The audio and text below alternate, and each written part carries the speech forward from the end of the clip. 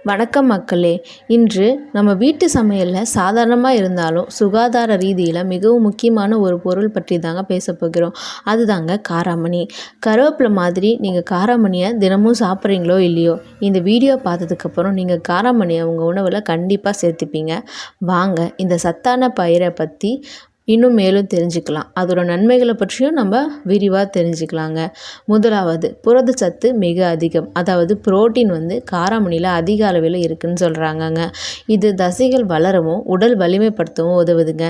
நாம் இறைச்சி சாப்பிடாமலே புரதம் பெற ஒரு சிறந்த மூலாதாரங்க. அதாவது ஜிம் போகிறவங்களாம் புரோட்டீனுக்காக நான்வெஜ் கூட எடுக்காமல் இதை அதிகமாக எடுத்துக்கிட்டாலே போதுங்க, புரோட்டீன் நிறைய கிடைக்கும்னு சொல்கிறாங்க. இரண்டாவது, இரத்த ஊட்டச்சத்து மிகுந்ததுங்க. ஹீமோக்ளோபினையும் அதிகப்படுத்துங்க.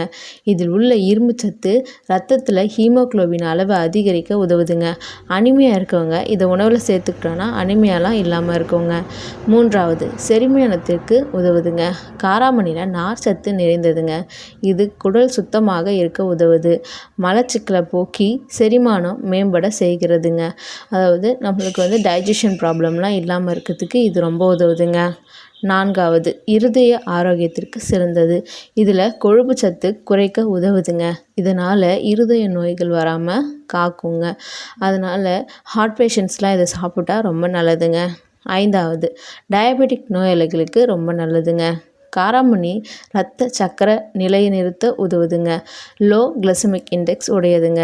அதனால் சர்க்கரை நோயாளிகளும் இதை கண்டிப்பாக சாப்பிட்லாங்க. சர்க்கரை அளவு குறையவும் இதில் நிறைய வாய்ப்பு இருக்குதுங்க.